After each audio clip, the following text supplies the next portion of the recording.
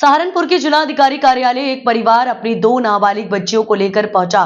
साथ ही सर्व समाज के प्रतिष्ठित लोग भी परिवार के साथ दिखा। जिलाधिकारी के समक्ष उन्होंने मामले को अवगत करवाया और बताया कि इतपा थाना कुतुबशेर के आदर्श नगर मिगलानी बिल्डिंग के समीप रहते हैं।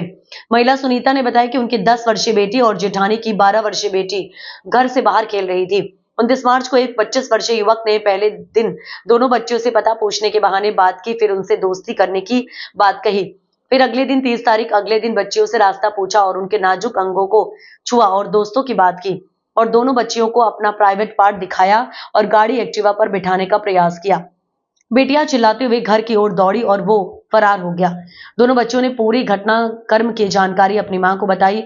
मां सुनीता ने बताया कि वो शहर से बाहर थे। उनके जेठानी ने पूरे घटनाक्रम की जानकारी दी, उन्हें फोन पर दी और जब मैं शहर पहुंची तो पास में लगे सीसीटीवी फुटेज देखकर हैरान रह गए। बच्चों से छेड़छाड़ कर रहा है और गंदी हरकत करते भी दिख रहा है। तब सीसीटीवी फुटेज और बच्चियों को लेकर शिकायत पत्र लेकर पहुंची तो पुलिस ने शिकायती पत्र लेकर रख लिए।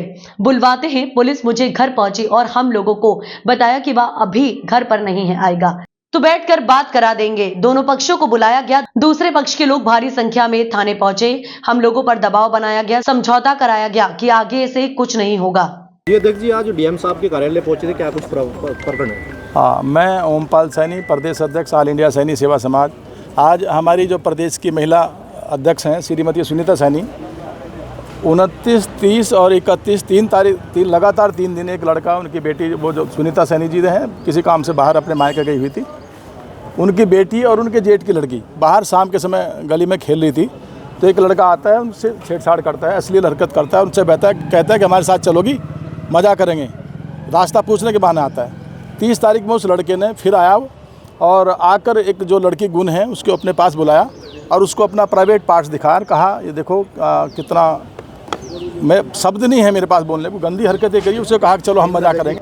तो 31 तारीख में फिर उसने गंदी हरकत करी। उसी संदर्भ में जब सुनीता जी घर पाई, उन्होंने मुझे कॉल की, बताया कि अक्सर ऐसी घटना है।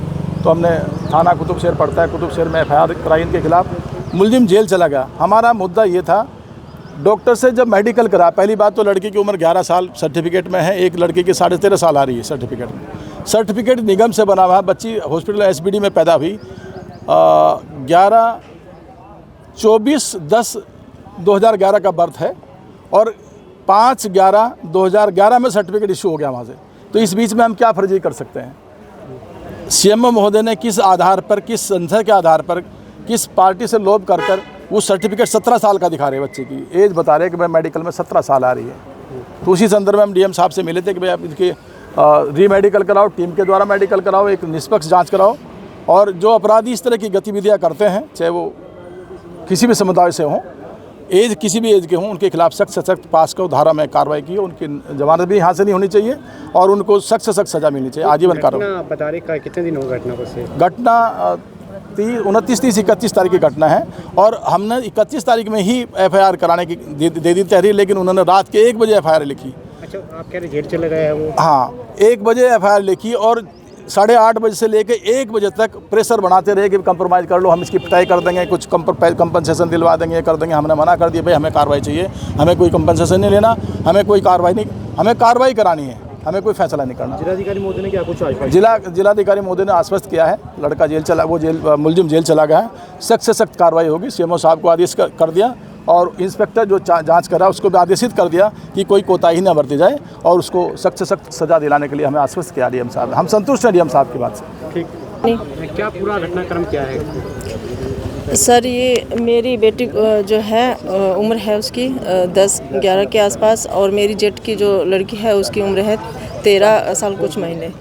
तो ये मतलब हरकत 29, 30 और 31 मार्च की है।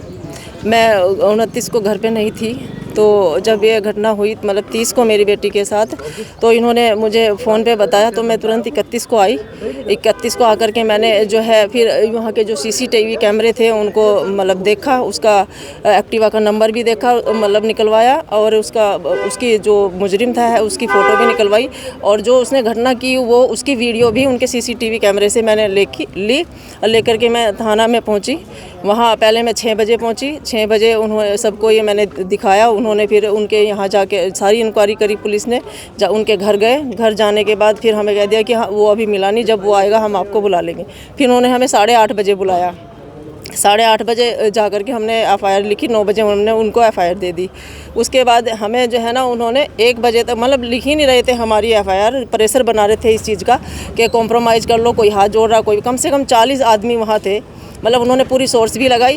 हमने जब पूछा कि मतलब वो थाना अध्यक्ष कहाँ है, तो हमें तो बता दिया कि सो रहे हैं। और जब वो आए वो तीनों के तीनों चारों अंदर चले गए। वहाँ क्या बात करके आए क्या नहीं हमने अपनी आंखों से देखा है खुद। और मिठाई का डब्बा भी एक पकड़ाया है। ये हमें पता नहीं कि क्या था क्या नहीं था। उसके बाद उन्होंने हमें मतलब ऐसे हो गए 11:30-12 बज गए थे जब वहाँ बिठा के रखा। एफ़आईआर लिख ही नहीं रहे थे। तो फिर मैंने कहा भाई क्या ये घटना जो हुई है अगर आपके बच्चों के साथ होती तो आप क्या करते, हमें वो बता दो, हम करेंगे, हम माफ़ कर देंगे। भाई इतना घिनौना काम किया है उन्होंने, तो सज़ा नहीं मिलनी चाहिए क्या। तो फिर उसके बाद जो है उन्होंने 11 साढ़े 11 12 के आसपास एप्लीकेशन हमारी मतलब हमने एफ़आईआर लिखनी शुरू की उन्होंने। फिर उसके बाद हमें 12 बजे के आसपास वहाँ मेडिकल के लिए बड़े हॉस्पिटल भेजा। फिर उसके बाद हमने वहाँ से आए। वहाँ से आने के बाद वो एफ़आईआर ली। फिर भी उन्होंने प्रेशर बनाया। मेरे हस्बैंड को उन्होंने मतलब जो है ना पैसों की ऑफ़र रखी। इस तरह से मतलब मैं एक और मतलब ध्यान आकर्षित कराना चाहती हूँ, क्योंकि वो क्या पता कब से रेकी कर रहा होगा। जो इस तरह की घटना दिल्ली में हमारी हिंदू समाज की जो लड़कियां बरामद हुई है, क्या पता वो हमारे बच्चों को टारगेट इसीलिए कर रहा हूँ। मैं पुलिस से चाहती हूँ, प्रशासन से चाहती हूँ कि इस तरह भी मतलब इस चीज़ की भी पूरी वो हो जा मतलब तहकीकात हो और इस पर सख्त से सख्त कार्रवाई की जाए। आपने पहले भी देखा होगा इस तरह के मामलों में योगी पुलिस ने या तो फिर अगले चौराहे पर जाकर अपराधियों को लंगड़ा किया है और या फिर उनके खिलाफ जो है कठोर कार्रवाई की है। योगी सरकार से क्या कुछ अपील करना चाहेंगे? मैं यही अपील करना चाहती हूँ कि मतलब जो बच्ची अपने घर के मतलब घर में भी सेफ नहीं, घर के आगे गली में भी सेफ नहीं है, तो मतलब कहाँ सेफ होगी। या मतलब कुछ तो ऐसा कीजिए कि जो मतलब इंसान इनके ऐसे करने वालों के अंदर डर बैठे, दहशत हो कि ये सोचे भी ना ऐसा कुछ करने का।